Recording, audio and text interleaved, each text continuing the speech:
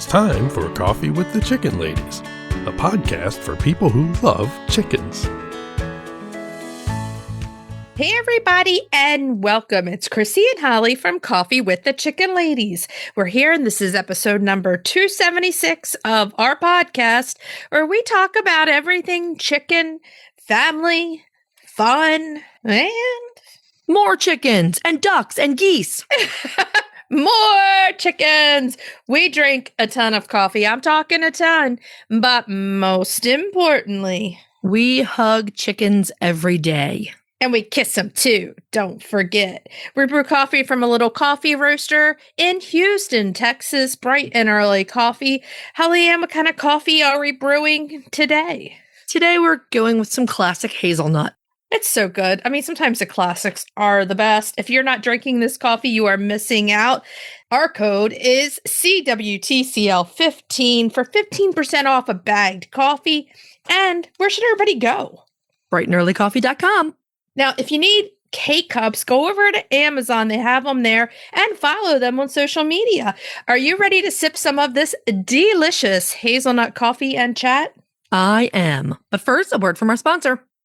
We have some exciting news to share from our sponsor, Grubbly Farms. They're here, new and improved, Grubbly's World Harvest. I'm a longtime subscriber, and my flock love the healthy, nutritious treats, plus orders $40 and more ship free. If you haven't heard, Grubbly's has a fantastic layer pellet and crumble feed. It's packed with plant and insect protein, perfect for those picky chickens and ducks. Grubbly Farms makes food and treats for healthy pets and planet. To support us and Grubbly Farms, use the link grubbly.co/coffee. Try it today. Okie dokie. We're here. We are here. We got a little full spring last Saturday. It was nice. Oh my God, for that was so nice. 2 days. It was nice. And then freezing rain this morning. We got snow.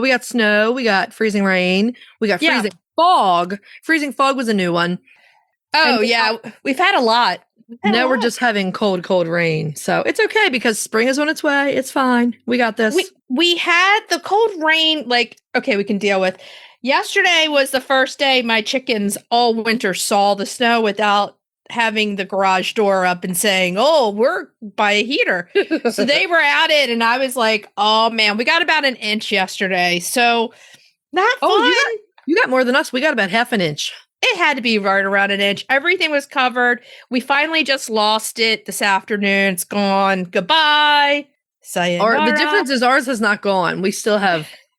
But it's going to be 50 degrees tomorrow, so it'll be gone then. It's fine. Yeah, it's all good. It's all good. It's all good. So, yeah, how are you doing over there? I am doing very, very well. Getting ready for our Nutrena road trips. And just a reminder to everyone, our book is out for pre-order. If you haven't heard yet, our book is available for pre-order. Just go to our website, coffeewithchickenladies.com. I put a sticky post on there. It'll take you right to our publisher, which gives you all the options for pre-ordering the book. Please pre-order. It helps us immensely. It does. Pre-ordering puts us on the charts. It does all the good things. So yes, pre-ordering is where it's at. That way, when you forget, it's going to be like a nice gift in October to yourself coming in through the mail. Look, I forgot I ordered this. Here it is. I ordered this. So the other thing we're talking about too is coming up on March 14th, we're going to be at Murdoch's in Bozeman, Montana. Mm-hmm. If you guys live, anywhere around there, come and meet us. It's a Saturday morning.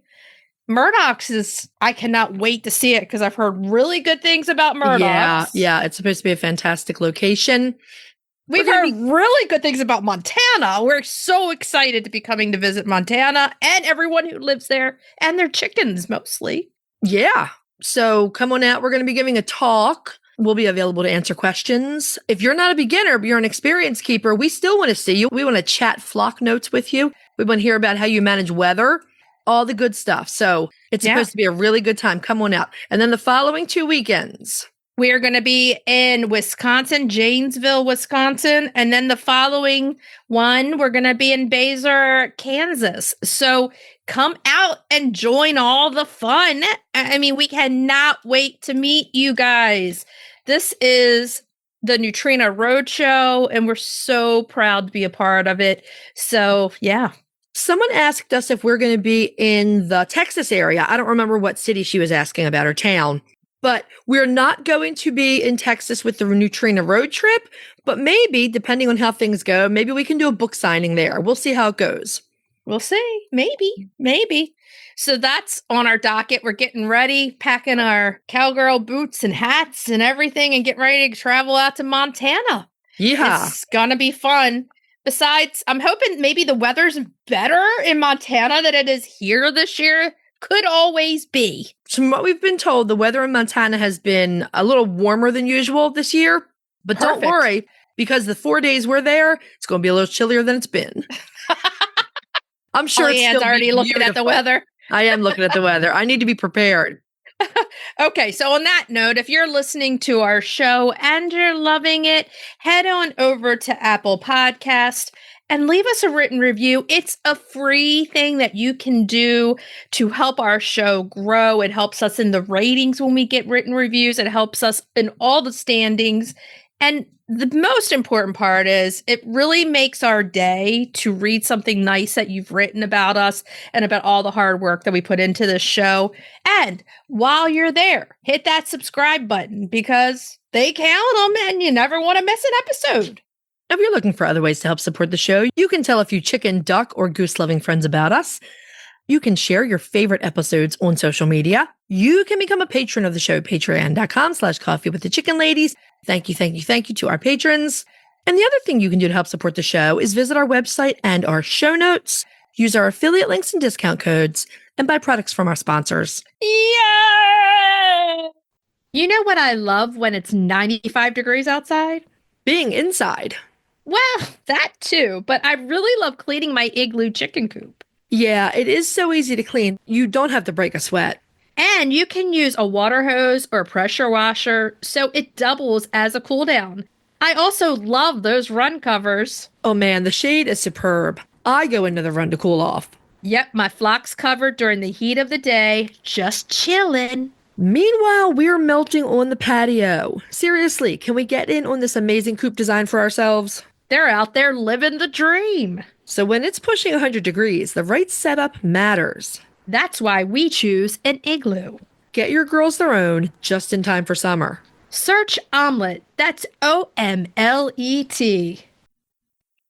The Breed Spotlight is brought to you by Murray McMurray Hatchery, defining quality for generations. For over a century, Murray McMurray Hatchery has remained a trusted family-owned business, working tirelessly to ensure our poultry meet the highest standards. Whether you are an experienced enthusiast or just embarking on the journey, look to McMurray Hatchery for guaranteed quality, rare and heritage breeds, low minimums, and all the supplies you need to raise your flock. Request a free catalog today. There once was a little chicken that was my favorite breed, but maybe one of them. Yeah, can you guess it? I got a little boy with this breed. It's time for the Breed Spotlight, yeah. Yeah. Okay. I have to take issue with this because your songs lately have just sort of devolved down to this weird, I don't even know how to put it into words. There was a little this or there was a little that. And anyway. Yeah. So there's a little breed that is turned into one of my favorites. And because I have a little boy. So this week's Breed Spotlight is the Polish chicken. I love the Polish. Love them. I love them. I love the Polish. I don't think anyone's mistaking that. Yeah. The Polish chicken is a beloved heritage breed that is best known for its large and showy crest. They're a very old breed. They're so old that no one really knows where they came from, though they have been around Europe for at least 600 or 700 years. Polish are extremely popular as show chickens, but not everyone knows this. They can also really pull their weight when it comes to laying. Polish can be bearded or non-bearded, and there are bantam versions as well. While they were in the threatened category the last time we spotlighted them 3 years ago, Polish are currently listed in the recovering category of the Livestock Conservancy's Conservation Priority List. Yay! Yeah, that's pretty good. Sometimes you'll see this breed called Poland's or Paduas, generally by European breeders and exhibitors. This chicken actually has no established connection to Poland. Most sources believe that the breed did come from Eastern Europe and probably from Asia before that. A lot of breeds came through Asia and into Eastern Europe that way. They were mentioned in Europe as early as the 1400s, and they were very popular with Dutch and Italian breeders early on. And there are a few different theories about how they got their name, and frankly, none of them make that much sense to me, but we'll go through them. Let's do it. Some people say very simply that they were from Poland, which is possible. Some say that they were named because of their crest's resemblance to the feathered headgear worn by Polish soldiers. I personally have looked up the headgear worn by Polish soldiers throughout the 17th, 18th, and 19th century, and they do not look like a Polish crest. Well, that's a shame because that's my theory that I'm going with. Yeah, it doesn't look like, it doesn't work. Another theory points out that poll, P-O-L-L, is an archaic word for head or top of the head. And it's really commonly used in veterinary anatomy when we refer to sheep or cattle without horns as polled. I don't know if there's any connection there or not. Probably not.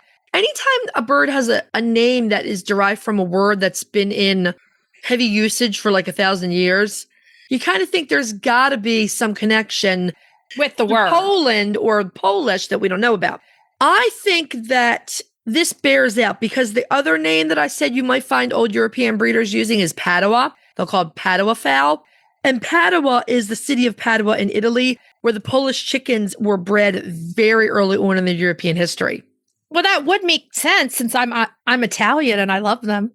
Okay, you're Sicilian. Okay. But I'm half Italian too. Okay. But people calling a bird Polish or Poland says geography to me. And the fact that they were also called Padua because they were heavily bred in Italy, I think we're looking at location here. We just don't see the exact connection. I get that. So 2 things. I love the hat thing. That's a dreamer thing. It's great. I'm just going to start calling them the Italians now. Because then you're going to mix them up with the leghorns. The leghorns are their own thing, the leghorns. Leghorns were known as Italians. That's what they were called for hundreds and hundreds of years. Well, then I'm calling all my chickens the Italians. Come on, you Italians. Let's go. That's fine. Call the Bielefelders Italian. Polish chickens were present in the UK during the 18th century, and they were in the US in the early 19th century. The Livestock Conservancy notes that they probably began arriving in the U.S. in the 1830s and 40s, and they'd become quite popular by the 1850s.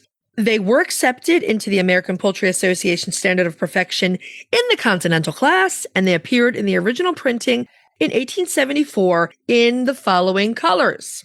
Let's go through them. So the white crested black, the golden, the silver, and the white, and these were all non-bearded Polish.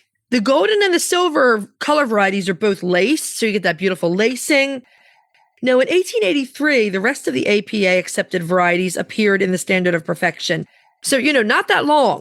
So that was the bearded golden, the bearded silver, the bearded white, the bearded buff laced, the non-bearded buff laced, the non-bearded white crested blue, and the non-bearded black crested white. Got that? That makes me think of a pirate at the end. There's a lot of different ones. I lost my Nina when she was pretty young, and she was bearded. Yeah. And she was so cute. She was adorable.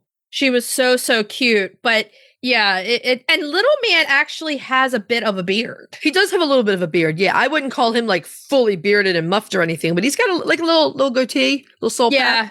Yeah, he's got that. Last night, I know this is going to take me off for just 2 seconds, but it was a little chilly last night. So he was out there and he lays on his girl, like when it's cold. Oh, he warms them up with his body? Yes, it's so cute. That is pretty cute, actually. I mean, it was like 35 degrees, but Janie's a big, big fluffy girl. So he's kind of perched on top of all her fluff. All of a sudden you just see her head come up like she's cozy because she's got like the shavings and he's plopped on top of her. Just God. Let me warm my lady. That's really funny. My heart melted for a split second. Oh. Okay. So I like Polish for multiple reasons. We all know this, but Polish are light bodies. They're somewhere in between, really. This is my own thing, between small and bantam, because they're a little smaller than small. They can be pretty like tiny, like 3 pounds sometimes. I mean, now, I feel like Polish are sort of in that really petite, like Egyptian Fayumi, Sicilian right. buck, the really little ones. Yeah. I feel like there should be another class or category for that size because I feel it's a bit different. Like the Leghorn, I feel should be the cutoff for the small. And then there should be like tiny and then bantam. You are, no way, man. You are clouding. No. Way too complicated. Okay, so hens' average weight is about 4.5 pounds. They can be a little more, a little less. Roosters weigh in at around 6 pounds. Little man's a little less than that. He is little. He's a little man. Yeah, he is. He's a little man. Yeah, they have that V comb and large, wide nostrils. Whenever little man's up, so many people, it's so cute. They tell us that he looks like he has a bow on his head. It does kind of look like a bow, that comb. Oh, his comb. Yeah, the V comb. Yeah.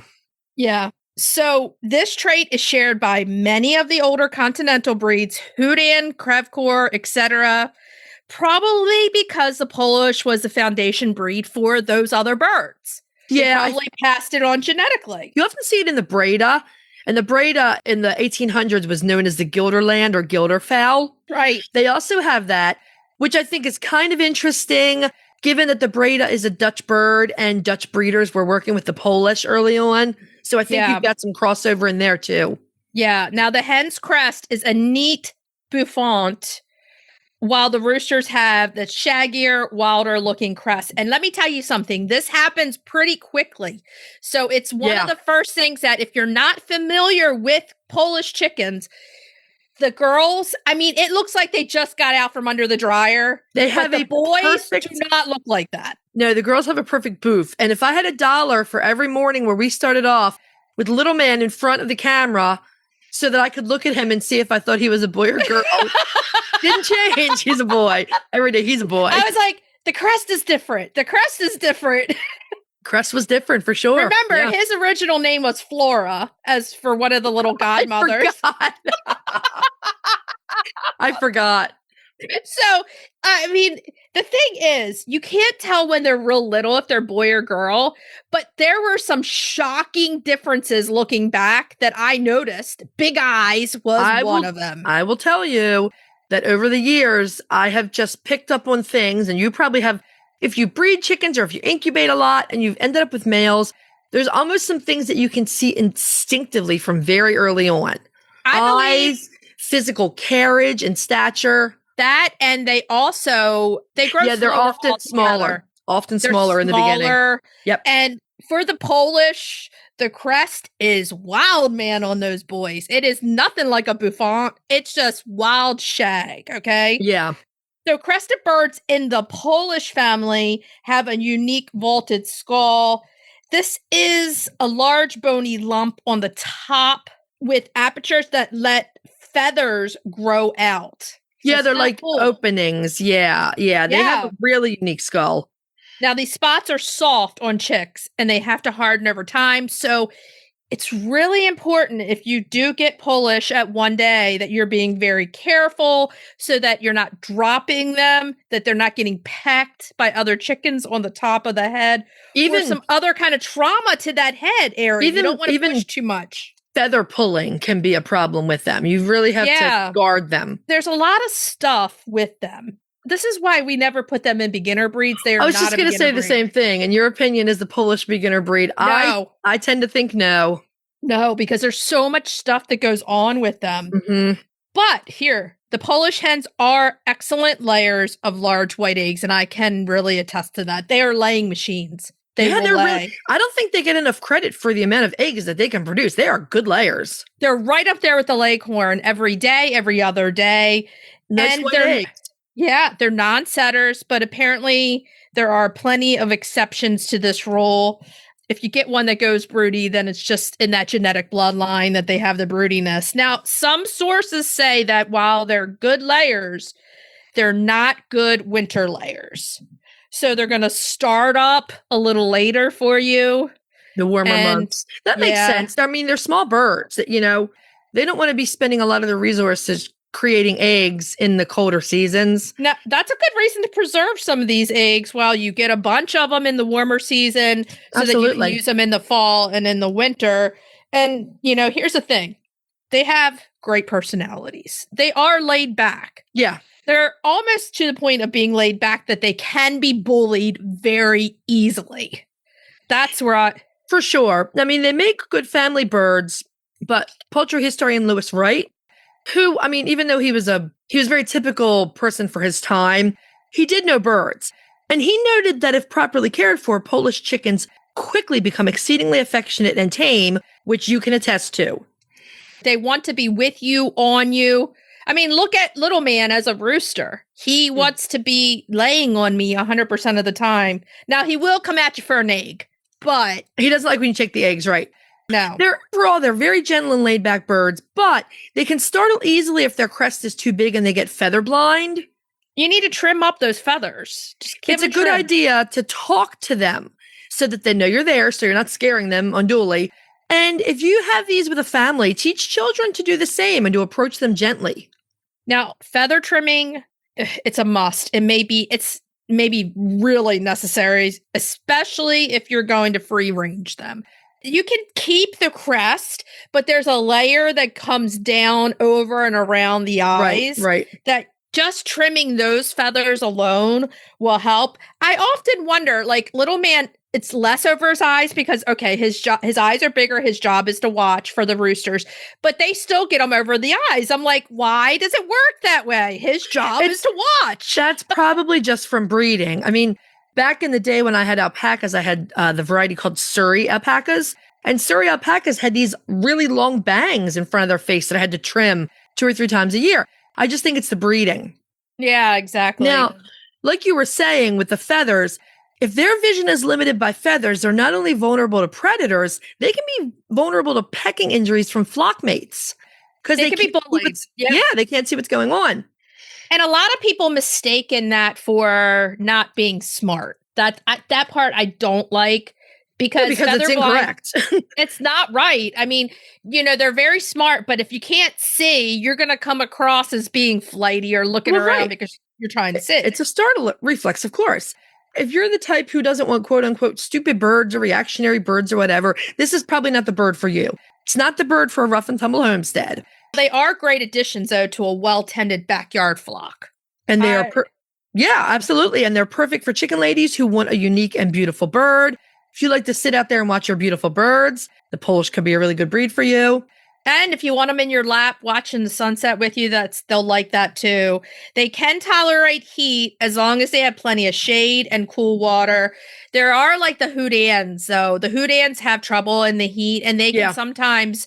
You need to make sure you got that shade. They don't have a lot of comb and wattle to help them release heat. No, and they're so little that they can also have trouble with the cold. So they will need provisions on both sides. Both sides need provisions. Keep their crests dry and free from ice and snow because they can get frostbite and illness that way. They do not prosper in cold, wet weather. And also, periodic mite checks of those crests are a very, very good idea. Oh, yeah, it can happen. It can happen. So, I mean, they are, like we were saying, not a beginner bird, but they are, if you know that, you're able to make all the provisions for them. The grooming for them is essential. Mm-hmm. The other thing that I've noticed with the Polish, just having them is when you feed them the really good foods, their beaks and their nails grow really fast. So them and the Houdans, I've noticed that I've had to do a lot of beak trims and nail trims different than other birds. And I don't know if that's because they're less pecking at the ground. I have birds that sometimes need beak and nail trims. And I don't know if it's because they're more gentle breeds. We've had to do it with Delawares and Jersey Giants, who are rough and tumble chickens, but maybe they're just so laid back. They're not out there foraging and wearing their nails down. I don't know. Just be mindful of the fact that you might need to do some nail or beak trimming, or get your vet or maybe a good vet tech to do it for you if you're not comfortable. Yeah, little man is one that definitely needs that beak. I've trimmed his beak maybe 5 times or more. Like every few months, I have to trim it. Now, here's the question everybody wants to know. I want a fancy breed. Do I have to go anyplace different? Where do I get them? They are definitely more available these days. Again, they're in the recovering category, which is a great jump for them. It's fantastic. Our friends at McMurray Hatchery have beautiful buff-laced, golden, silver, white, and white-crested black Polish. If you're interested in showing or you want a local breeder, you can check the Livestock Conservancy's Breeders Directory and the Polish Breeders Club Facebook page. There's a lot of colors McMurray has. I mean, they have a good variety. And if you're interested in showing or if you're interested in other colors, I mean, there are some other non-APA accepted colors. Probably the most popular of them is the tricolor, the toll bunt. I want one of them so much. They're beautiful birds, yeah. I love them so much. They're kind of on my list. I'm like, I've always liked Polish. I would not be sad to have a Polish. I mean, I'm fine with feather trimming and all that other stuff. They would just have to be like with the Faveralls or someone very gentle. Little man, his just last night when I saw him laying on her, I was just like, you got to be kidding me. They melt your heart in all different kinds of ways that you don't expect. Are you ready to dive into the fascinating world of backyard ducks? Look no further than Metzer Farms, your premier destination for top quality waterfowl. Whether you're a seasoned breeder or just starting out, Metzer Farms has everything you need to elevate your flock to the next level. And if you're passionate about call ducks, you're in for a treat. Metzer Farms hatches a stunning variety of call ducks, meticulously bred for their miniature size, beauty, and calm temperament. From snowy whites to vibrant colors, each duck is a masterpiece waiting to grace your backyard. Visit MetzerFarms.com today to browse their extensive selection and start your journey into the wonderful world of waterfowl. Metzer Farms, where passion meets perfection. If you're looking for a chicken coop that's produced in a planet-friendly, sustainable way, try Nestera. Each coop is made from highly durable, 100% recycled plastic that keeps the equivalent of up to 2,000 shampoo bottles out of a landfill. Their clean, modern design will fit into any garden or run area and comes with an industry-beating 25-year warranty and a range of handy accessories. Simple to put together, so quick and easy to clean, and most importantly, red mite resistant. Your chickens will love it. Quick shipping from Nestera.us. For a 5% discount, use the affiliate link in our show notes, on our website, and on Instagram. Link in bio. Check them out today. Eaton Pet and Pasture is a farmer-owned company based in upstate New York that creates USA-made sustainable products for backyard chicken keepers. From low-dust hemp bedding and comfy aspen nesting pads to nutritious treats and odor-eliminating products, everything is designed to keep your coop clean, healthy, and smelling egg-tastic. All their products are made right here in the USA with ingredients that are safe for your flock and the planet. So whether you're doing a deep clean or just a quick refresh, Eaton makes it simple to care for your coop the natural way. They're your one-stop shop for coop freshness and flock happiness, made easy. Visit EatonPetAndPasture.com to explore the full line of flock favorites and use the code COFFEE at checkout for a first-time purchase discount. Are we ready to move on to main topic? Yeah. Yeah. Yeah. We are super happy to welcome Mark Agers back to the show. Mark is one of our favorite guests. Mark is, see if I get this right, Innovation and Technology Lead at Nutrena Feeds. Yes, one of my favorite people. Oh, thank you. Love being here. You guys are too. It is great to see you again. So can you give us a quick update with your flock? What's happening with all your chickens? We just integrated 10 new silver-laced Wyandottes in. Ooh. And 6 silkies. Wow. Oh, yeah. In the same flock? How's that going to go? So actually, you know what? It's going really, really well. That's good. Yeah, it is. So we were prepared to maybe put up a second run and a smaller coop for the silkies, but we haven't had to at all. Awesome. They're you give us all hope. Fantastic. I know. Do you think is it because the Wyandottes are in charge and the silkies just, do their thing? And even the Wyandottes, first put those 2 groups together and then introduced them with the rest of my flock. So I've got one big run. So I wouldn't even say my silver-laced Wyandottes are kind of the bosses of the flock.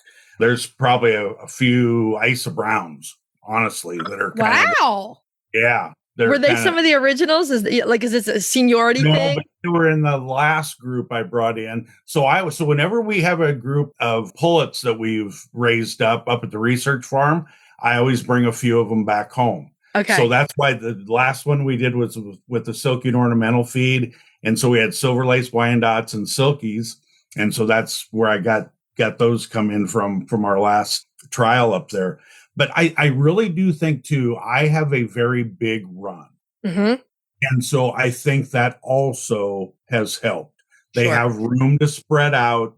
They're not necessarily picking on each other. Everybody's kind of got their own space.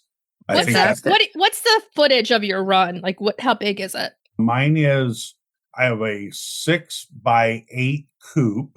And then my run size would be 10 foot wide by 30. Let's see, the big main part is 30 foot long. And then I've got a small 8x8 kind of added on to the end of that. That's about the size of my yards. Mine are more square than yours, but that's about the size of my yards. It does make a difference. Yeah, I think so too. And it just gives them, and then I've got a lot of different things for them to do in there too. So, there's a couple of places for them to walk up onto tables. There's several roosting bars. There's a swing in there. There's all kinds of stuff for them to do. I mean, when your chicken dad's the innovative scientist over at Nutrena Feeds, come on, it's going to be a circus inside that run. That's gives me a question, though. How many feeding and drinker stations do you have in there? Yeah, I use the Over Easy self feeders that have the 3 feeding holes in them. And I have 3 of them. Yep. And there's a total of, got 38 actually right now, 38 birds in there. But 3 separate feeders and then 3 waterers too. Mm-hmm. Great big waterers. Yeah. So they have plenty of room to eat and drink. Yep. That's a part of it too. Yep. Yeah, that makes a big difference. It makes things a lot more smooth. Yep. All their friends are so jelly. They're just like, oh, you live at Mark Ager's house. You have they it get all. the good stuff. They get all the. They're like, my chicken dad's Mark Ager's. They're like, oh, be quiet. Stop. So we recently saw a photo, and you have to tell us if this particular bird is in with your flock. We saw a photo of a beautiful, more ornamental chicken that you're keeping. And her name is Goldie. Goldie. Yeah, that's right. My golden Polish. She is very pretty. The golden lace are really beautiful. So is she in with everybody? Yes. Yeah. And how's she doing? Yeah, how's she getting doing along? Great. Yeah, she's doing great too. She's another one that she's kind of one of the head honchos in the pen. This is like Stranger Things being in the Upside Down, Mark. What is going on over there? Yeah, I wouldn't say she's the lead, but she definitely is one that nobody messes with her. Okay. You got the top goes against everything we just said in our breed spotlight, Mark. Come on. But the key there is that every chicken's an individual. Oh, yeah. And the dynamics, little things can change the dynamics. So it's really fascinating. But she's fun. She's fun. She's pretty easygoing. She's one of the first ones that come up to you when you walk into the run. She loves that. She's right there at your feet. Did you get her as a chick or a pullet? Her as a chick. Okay. Yep. Well, that opens She's one of the ones we raised. Yeah. Okay. She comes from our place, not up at our research farm. Yep. Oh, so she knows she owns the place. She's like, I'm trying out here, man. Yeah. Yep, so that opens the door to what we want to talk about today. It's been a couple of years since we've talked with you about feeding babies. Yep. It's a whole thing. Everyone has to understand it. Yeah. Yeah. And that's good. Yeah. To kind of come back around to that. Timing's right here with chick season again. We've been so focused on just some of the new innovation around our layer feeds it has been a while since we've talked chicks. And we've definitely got some new things out this last year here with chicks. So it'll be really good to talk through. So what did you feed Goldie as a chick? Yeah. What's the best tool for your fancy chicken babies? So Goldie, the reason I had Goldie along with 23 other golden Polish, And all the rest of them I gave to some other family members and whatnot. What about me? I want some of these next time. I know. Mark. That was when we very first tested the idea of the silky and ornamental chick starter. So she did So that. she was she was of the first group of 24 birds ever that got fed silky and ornamental chick. I mean, Extra she's a special. showgirl. She's a showgirl, and she knows it. Yep. She knows her importance. She knows that she's kind of the queen. Yep. It's all making sense now. Oh.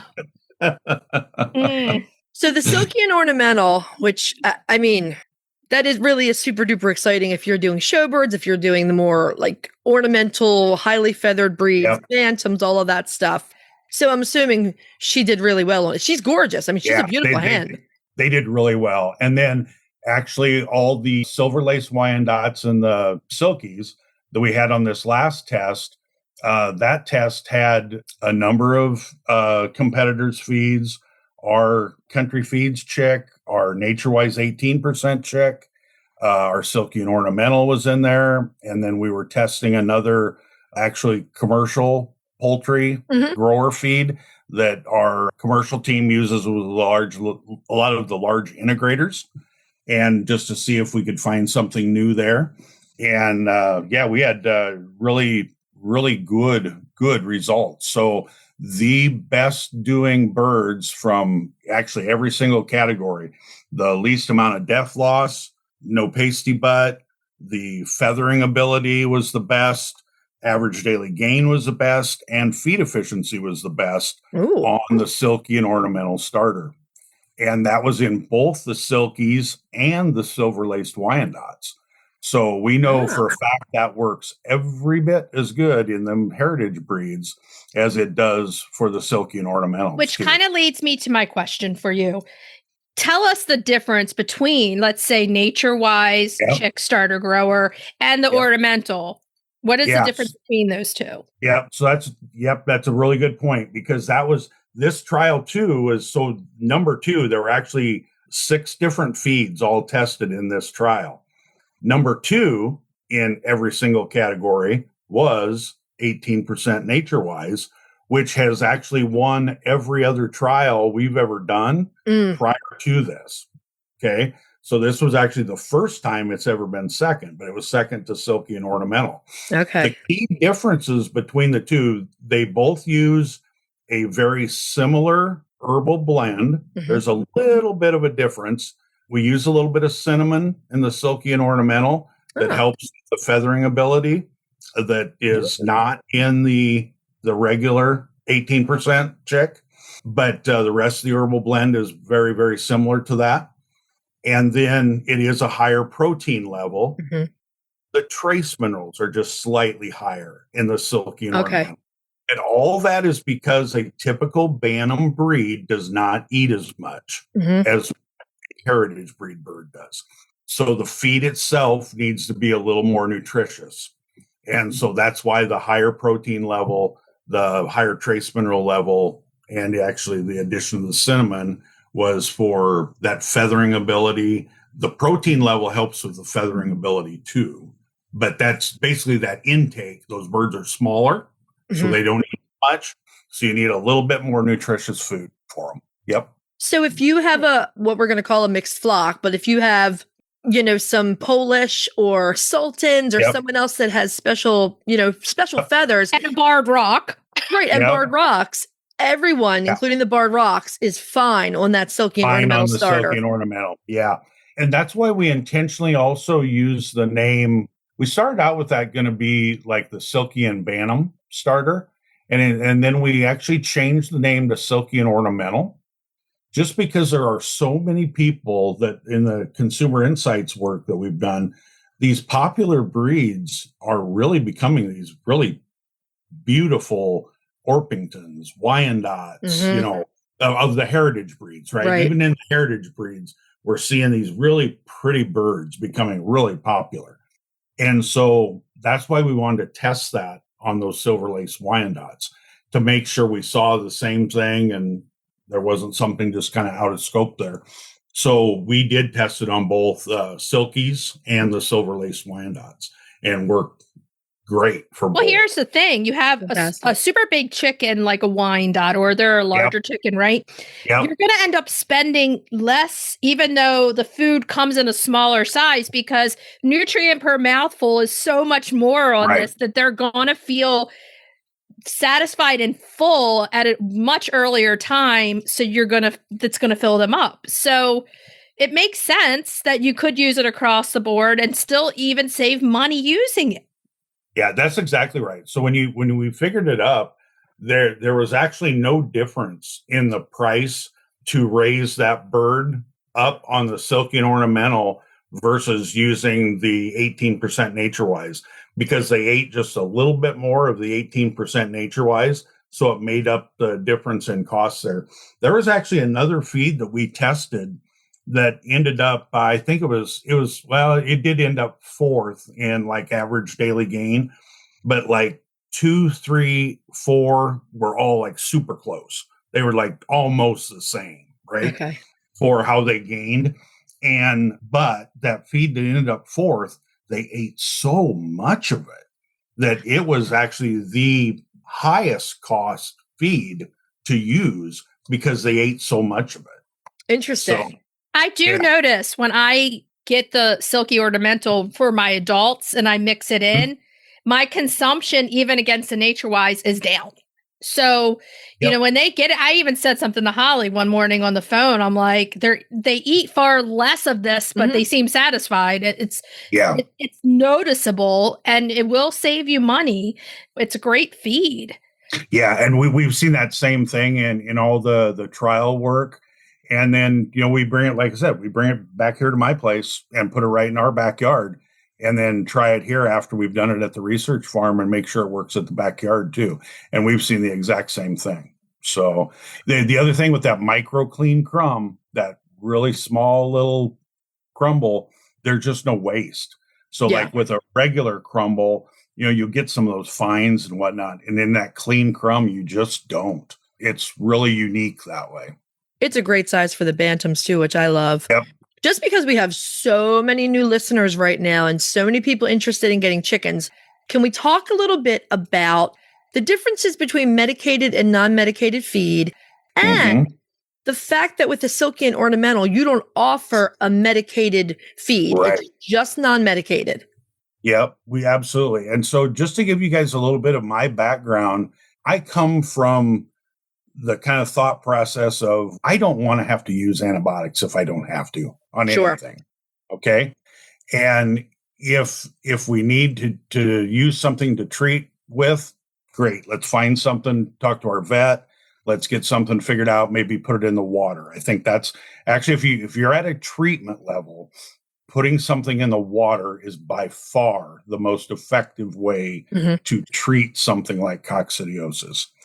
But that's actually how we come up with the Flock Shield with the herbal blend, is getting those herbs to replace antibiotics, so to improve gut health.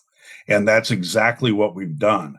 So, yeah, when you talk about like Silky and Ornamental, or even we sell way more 18% Nature-Wise unmedicated than we do medicated, okay? Because it does have the herbal blend in it. In fact, to the point where we've even kicked around, should we even offer a medicated version of it? But we still do. Like so the medication that you'll typically see out there that gets put in feed that works the best in feed is a preventative, and that is Amprolium. So it's not a treatment, it's a preventative. And Amprolium is not technically an antibiotic. Nope. It's a thiamine blocker. And the reason for that is because typically what will happen is a lot of that bacteria in the gut we've found will actually attach to thiamine. If you can block that thiamine, get it to go completely through the gut and excrete it out in the manure, you can get rid of that cocci bug. Okay. So that's the way Amprolium works. The downside to Amprolium then, from let's talk about like Silkies and Bantams. Silkies especially, and some Bantams, have a higher requirement for thiamine. Mm-hmm. So you don't want to feed a thiamine blocker to a silkie, okay, or to some Bantam breeds.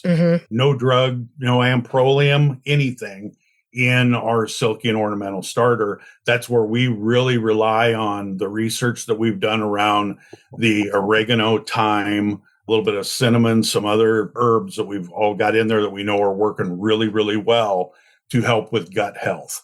Really, we tell people that's fantastic information for people, especially new folks who want sort of more in ornamental breeds. And we tell them, from our perspective, in your chick first aid kit, just buy a bottle of Corid. It's an amprolium. Exactly. If you need to treat, you have it right there. And that gives you a safety mechanism where, you might be really nervous about ending up with, if you're brand new, I get that. You're really nervous about ending up with coccidiosis in your brooder. If you have that Corid on hand and you get that in a timely fashion, you'll be fine. The other thing is, some hatcheries do offer a vaccine that gives the chicks some immunity against coccidiosis. And then the protocol is at that point, you're not going to be feeding the medicated feed because it counteracts the act of the vaccine. It counteracts the vaccination. So there are other options out there, and the vaccine is one of them. So if you're going to get your silkie through a hatchery, you're going to look to see, do they offer the coccidiosis vaccine given to this chick? And then you don't have to worry about it at that point. You're just going to feed that. And like you said, where that comes into play so much is the bantams, the silkies, the ornamental breeds. I love the way you explained it because you do put it right out there, very easy for our listeners to understand. And the one key thing for everyone to remember too is amprolium is not an antibiotic. It's, like you said, a thiamine blocker. It's not an antibiotic. And I think people get lost when they see medicated feed on the bag. And they don't understand what it truly is. But you you explained it very well, Mark. So if you think about, if you're going to buy a chick starter like Silky and Ornamental chick starter, like NatureWise 18% chick starter that has the herbal blend in it, that herbal blend is what's keeping those birds healthy. Okay. And we know everybody, buys different chick starters, and everybody, certain people like certain price points and whatnot. And there are people out there that they like to buy the cheaper chick starters too. My recommendation is always, okay, if you are going to buy something like that, none of those products have like the herbal blend or flock shield in them. Most of them do not even have a probiotic in them. Okay. So those are the ones, if you are going to feed a medicated feed, or if you are going to medicate your water with Corid, those are the ones to medicate and to really watch out for. Because we've really found that over the time of testing all these chick feeds and looking at the different scenarios, even us personally at our place, coccidiosis, or the kind of scours and that in pasty butt and little chicks, is more of a how clean you keep, right? So it's a cleanliness. But I will say this: once you have coccidiosis in the soil, because that's where the bug lives in the dirt or in your soil.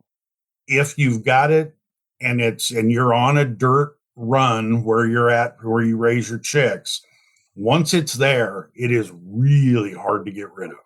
Okay. So if you've got that scenario where you get it over and over again just because where your birds are at, then maybe you do need or something in the water. If you're new to chickens, we don't really recommend silkies as a beginner chicken anyway, but we're Polish for that matter. If you're just getting your first chicks and you're getting something like really hard, you're getting a little flock of Rhode Island Reds, and you don't know what you're looking at, like you're brand new and you want to go with the Nutrena medicated feed, there's nothing wrong with that. That's absolutely fine. But it's those other breeds that have special needs where you want to watch using the medicated. I feel like no matter what situation people are coming from, there's something that's going to meet your needs. You just have to do a little bit of reading, maybe asking some questions, a little bit of listening to Coffee with the Chicken Ladies. That would help. And because I'm a waterfowl person, I just want to say that your current recommendation for waterfowl don't get medicated feed. So your current recommendation for waterfowl is the Nutrena Country Feeds Duck and Off-Flock Starter Yes, that's correct. And that also has that herbal blend in it with that cinnamon blend in it also. Oh, So it has that a helps cinnamon. there Okay. too. You know what? I've heard of cinnamon along the way over the years, adding a little bit of cinnamon. But you know what? I like this. I don't have to worry about how much I'm adding. It's in there. It's right in there. there. Yep. It's there. measured out scientifically. It's there. I wanted to bring up, say you get a rooster in your flock this year. There's actually two things. The first is Nutrena comes out with 16 weeks to put those chicks over onto layer feed. So there is Correct. no longer feeding to the youngest. You're feeding to prevent early egg problems and giving calcium enough, calcium along the way to build. Yep, So that's right. And the second thing is, I'm going to let you talk all about it, but you get a rooster in your flock with Nutrena. You can feed this rooster this layer feed. It's safe for them. That's absolutely correct. We do not have any stipulation about not feeding roosters layer feed. Calcium, if not absorbed, can cause problems in the liver to, roosters because they're not using as much, right? Mm-hmm. So they're not having to lay an egg every day, or, like a hen does. So they're not utilizing near as much calcium. Our calcium, though, the source that we use is very, very absorbable. So it very efficiently goes through the intestines. Whatever gets needed or whatever is needed gets utilized, and the rest would just be excreted out in, as a source of calcium. It will not hurt the roosters. We've had roosters that have been fed for years, our layer feeds, and never had any problems whatsoever. Little man is very happy to hear that because he's like, I'm being fed like a girl, man. I'm like, it's all right. Mark said it's okay. It used to be best practice that if you had a flock with roosters, that you would feed everyone off flock to keep your rooster safe and just keep oyster shell out. But I have switched. My flocks that have a rooster in there are eating the layer. I do have bachelor flock, and they're just on off flock because they don't need it. But my little silver leghorn, Giorgio Armani, he's been eating the same thing as the hens from the very beginning. He's drop dead gorgeous and healthy. I mean, just the healthiest guy. He looks fantastic. So, and he still tries to be macho. So, it doesn't take that away. Come on. He tries, yes. Based on your recommendation, that was a big change for my feeding. I'd been feeding that way for a long time. I feel like that makes it so much easier to feed. Sorry. It does. Yeah, for a lot of people. No, you're exactly right. And that's why we really looked into that and did a lot of testing around how much that is ending up in the liver and is it okay for those roosters and whatnot, because it was really, really hard for a lot of people to separate those out. And if you wanted optimal egg production out of your heritage breed hens, then you didn't really want to go to an all flock. You can feed all flock to chickens, but you will see a slight decrease in the number of eggs you get. Mm-hmm. That's why if you feed those hens in all flock, you will also see them eat more oyster shell because they're trying to make up for that. Yeah. So, So that's exactly why we looked into that. And it's been a number of years now that we've been using that calcium source. So yeah, we're very, very confident of that. You give us so many reasons to love Nutrena. It's like, let me count the ways. I mean, making my feeding easier makes life a lot easier for me because, one rooster and all of the hens, to switch everybody over for one guy would be crazy. So, I just wanted to put that out there because so many people still don't know that with Nutrena feeds, you can do that. Right. Now, we're going to have a few minutes left to talk to Mark about some fun stuff that's coming up. We are going to be in Bozeman, Montana, coming up this coming weekend, actually. The 14th, right? We're going to be in Murdoch's. Coffee with the Cowgirls. That's That's right. Coffee with the Cowgirls. I like that. We already got our boots packed. I'm planning on buying my hat in Montana because it's got to be authentic. Come on. There you go. Well, but remember, the modern birthplace of the cowboy boot is Kansas. Yeah. That's right. So don't get too excited about Montana because we got Wisconsin and then we've got Kansas. Now, if you're near Baser, Kansas, the Baumgars, you're going to be able to meet the famous Mark Eggers. Also, he will be at the Kansas location with us. So you get to meet this man, and you'll tell me you'll instantly love him too. He's great. And so if you're near the Kansas Baumgars, you got to come out. That's the last weekend in March. We're going to be out there. This is Baser, Kansas. Yeah, that's right. Yep, just outside of Kansas City. Yeah, we're definitely going to have fun when we all get together there. It's going to be so much fun. Nutrena does a lot of work educating and a lot of work scientifically improving the feed over and over again. And we just love you guys for it. I can't say it enough. It's a bougie, top-notch food at a budget price. It's right where I want to sit. I want to be bougie, but I don't want to pay bougie prices. Not if you've got 50 chickens running around. It gets expensive fast. Exactly. Right? You got to work for this food. Come on. Like, do something out here. We all love our chickens. Everybody's got a Goldie. Everybody's got a little man. So that's exactly the way we like to do it. I don't know. Yeah. Maybe Goldie and Little Man, they could get together for like those two. I don't know. We got to be careful of this one here. We better think that out a little bit. You got the queen and the king. You cannot be doing chicken blind dates. I don't know about that.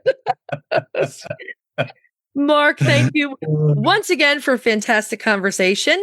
And we'll see you soon. And I'm sure we'll catch up with you again in a couple of months. We'll talk to you later. Thanks for having me again. You bet. Bye. Take care. Bye.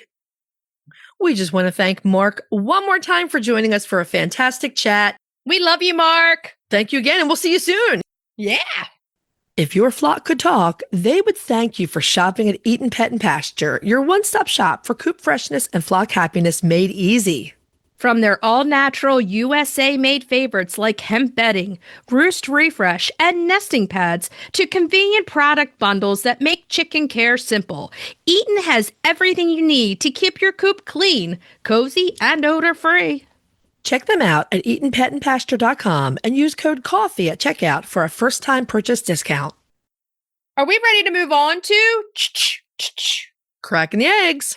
Cracking those eggs. Now, we did have someone who requested some kid-friendly recipes.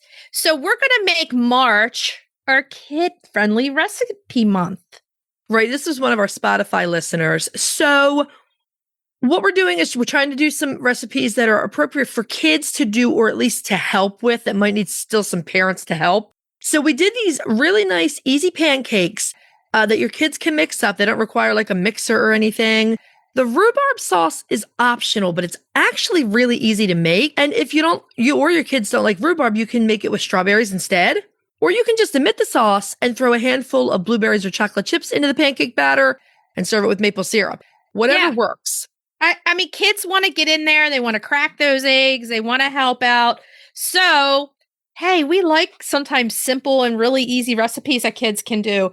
So let's go through the ingredients for the pancakes. It makes about 12 of them. The ingredients for those are going to be 1.5 cups of all-purpose flour or gluten-free 1-to-1, 1 tablespoon of baking powder, a pinch of salt, 2 tablespoons of butter or dairy-free butter melted, 1.25 cups of milk or dairy-free milk, and 1 chicken or duck egg lightly beaten. Now, rhubarb sauce, let's go through the ingredients you're going to need for that. You're going to need 2 tablespoons of unsalted butter, 4 thinly sliced rhubarb or strawberries, or mix of both if you're feeling a little on the wild side. Yeah, 2 cups of rhubarb, 2 cups of strawberry, whatever works. And 1/2 cup of white sugar. And that, if your kids wanted a little sweeter, you can add a little bit more. If you wanted a little less sweet, you can add a little less. You can also, if it's thicker than they like, you can also add some water to it. Right. And thin it out a little bit. Like 1/4 cup at a time. Yeah. And you know what? We do have, I think, our recipe for whipped cream out there. You can just simply look, and you can put that on top too and make a fun recipe. I mean, just tailor it to what your kids like. Oh, yeah. So you're going to grab a small bowl, and in the small bowl, you're going to whisk together the flour, the baking powder, and a pinch of salt. Then you want a medium-sized bowl or a batter pitcher. I love me some batter pitchers. Oh, they're nice. I love those. In the bowl or the batter pitcher, you're going to whisk together the melted butter, the milk, and the egg. Add the dry ingredients to the wet ingredients and then gently stir until it's just combined. This is great for kids because you don't have to have every lump out. They just have to pretty much get it wet and leave it. Well, your pancakes are better if you have a few lumps in them, actually. Right. The thing with pancakes is you don't want to overmix the batter. Too thin is not good for the batter. Too thin is not good, and overworked is not good, so then they don't rise. So once you have your lumpy batter, you're going to set the batter aside and let it rest for around 10 minutes. That helps it to not be thin and get where it needs to go. You're going to heat a skillet over medium to medium-high heat. When it looks good and hot, you're going to add a small pat of butter to the pan, and it should sizzle, meaning it's ready for the pancakes. You can also do that with a drop of water. Yeah. Just make sure it's hot enough to sizzle. I remember one of our home ec teachers telling us that way back in the day. You splash the water, and when it sizzles, the pan is ready. Yes. So you're going to add about 3 to 4 small pancakes to the skillet. You're going to use about 1/4 cup of batter each time. When bubbles stop forming at the top of the pancakes and the bottoms are browning, you're going to flip them and cook them until browned and cooked through on the other side, which is usually just a couple more minutes. Then you can transfer them to a plate and keep them warm. Continue this until you've used up all of your batter. Serve your pancakes immediately with butter and rhubarb or strawberry sauce or maple syrup, however you like your pancakes. The rhubarb sauce you can make ahead of time and then warm it up right before you make the pancakes. So for the rhubarb sauce, you're going to melt that butter in a large skillet over medium to high heat, stir in the rhubarb and sugar, and you're going to cook it, stirring constantly until the rhubarb is tender, which can take anywhere between 5 and 10 minutes. If it looks too thick or it starts to stick, remember you can add water about 1/4 cup at a time, and there you go.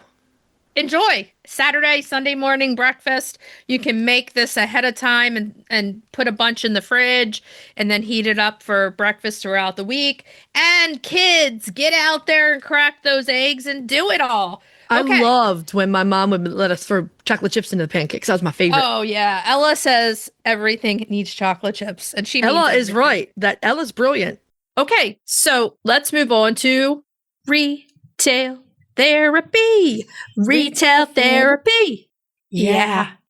This week's retail therapy, it's inspired by a Christmas gift that we got a few weeks ago from the lovely Dr. Rebecca Ganaris.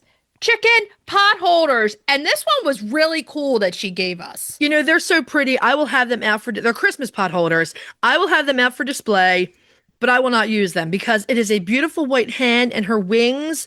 And some of the other detail on her is made of this beautiful poinsettia fabric. Yeah. I'm not getting her dirty. I'm not doing it. No. So what they're doing now with these potholders is it's 2 sides of chicken and they're hooked together where your hand fits into them. So you have chicken on either side. Almost like a small tea cozy. Yeah, like a hen on a nest kind of. That's how they're laying. They're like laying out. In fact, you could probably use them as an individual teacup or mug cozy. Well, that might have to be a different retail therapy. We could look those up because I'm sure there's a lot of them. I love me a good tea cozy. The thing with the chicken potholders is you can find them anywhere from, say, like April Cornell and Williams-Sonoma, where you're going to be paying top prices for really good material. Yeah. All the way down to the dollar store. Dollar General has a lot of them sometimes. And let me tell you, there's a Dollar General in rural areas everywhere you go. And sometimes their springtime stuff, they have loads of chicken stuff in that springtime stuff. Yeah. Another one that I found, it's a little more expensive, but it's really cool looking, is at the World Market. And we have one of those about 15 minutes from my house. Do you really? Yeah. Why have we never gone there? Yeah. Exactly. So they have a chicken one with like crocheted flowers on the body. And it's really pretty. It's at the World Market. But Etsy is your best friend when it comes to chicken potholders because so many people make them. The other thing that I've noticed is there's a lot of patterns for people like Holly Ann out there who like to make their own out of fabric. So you can get the pattern and then pick what fabrics you want. I have hanging on my wall. I just use it as a decoration, but Michelle had given me a pot holder. It's a quilt square. It's a chicken quilt square. Nice. And probably meant to be a pot holder, but it hangs on my wall. And so like you're saying, you can find these quilted patterns that go to be like pot holders or dish trivets. Well, because I was looking at it, the pot holder the other day, you could even frame those and use that as art on your wall. Absolutely. Or hang them up as art, like little chicken They come crocheted. They come with quilting fabric. I see on these ads, some of them, they hang them when they have pull down ovens. Yeah. So when you pull down the oven, you use the chicken one. It kind of keeps them clean too. But hey, get out your chicken pot holders. Look at them. The only thing I would say is before you use this pot holder on something hot, make sure it's not like a vinyl plastic that's going to melt. Or a sauce, like pasta sauce or something like that. Yeah. I mean, my pot holders get a lot of use. So the nicer chicken ones, I just have as decor. So are you like, I know you're like me, but I have those pot holders that, like were $1 or $2 in the cabinet that I use for everyday use. They get used until no more. They get thrown away. My favorite ones were only a couple dollars, but they're super nice and they're IKEA and they're plain colors. And I don't care if they get messed up and they work so well.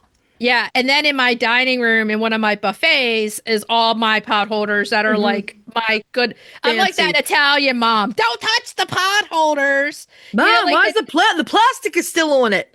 The tea towels that hang on the oven. When people come to the house and wipe their hands on them, I'm like dying inside. That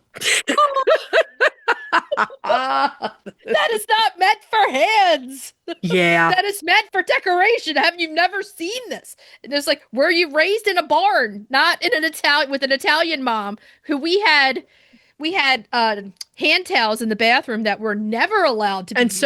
Soap too. Oh, the shell soaps. Soaps. Yes. Always look like you really wanted to touch them. I know. Like, that's really pretty. I want to wash my hands with that. No. The tea towels with the fringe or the hand towels with the fringe. My mom would be like, don't use those towels. She could know you were in there and be screaming at She could hear the sound of the towels. I hear it. You're using that shell soap, aren't you? Those are my good pot holders. Are you getting stuff on them? So yeah, put them away. Pull them out for decoration, hang them on the walls, do whatever, but get those chicken pot holders. Every chicken lady or gent needs some. Yeah. Oh, and here's one more thing. Pre-order the book. Pre-order the book, please. Pre-order. You won't be disappointed. I mean, this book is like our magnum opus. This is our masterpiece, this book. You will not regret buying it. I keep saying it was such a labor of love for chickens, this book, that you want this in your library. It's like having us right there when you have a question for us. You could just pull the book down and it's going to answer it. So pre-order. I can't even say it fast. You will help us out immensely. So should we tell everybody what we're going to be? Go ahead. I was going to say, just head over to our website, coffeewiththechickenladies.com, and that's where all of our recipes live too. All the good things are on our website. So should we tell everybody what we're going to be talking about next week? Next week, we are spotlighting, one of my favorites, and that is the Jersey Giant. So you're going to be saying it's your favorite the whole show, like I said, the Polish. It is one. I mean, they're one of the first. I love these chickens. I really did. They're one of the first breeds that I had, not with my sister. We know. I let you run on about the Polish. You leave me alone about my giants. Main topic, we're talking about best beginner breeds for different climates. And that's where we're going to talk about all different kinds because, we're continuing our kid-friendly recipe march with kid-friendly chocolate chip cookies. Yeah. Oh, I just made them with a duck egg, and holy moly, was that good. And then retail therapy, we're doing a seed spotlight. We are doing garden cress. That's yummy. And then get a chocolate chip cookie for dessert. Yes. Okay, so what should we tell everybody to do until next week? Hug your chickens, ducks, and geese. Every day and kiss them too. We'll talk to you next week. Bye-bye. Bye. If you'd like to see more of us, please follow us on Instagram at Coffee with the Chicken Ladies. If you'd like to help us grow the podcast, please leave us a written review on Apple Podcasts. If you'd like to become a patron of the show, please visit our Patreon page, patreon.com/Coffee with the Chicken Ladies. Thanks for listening.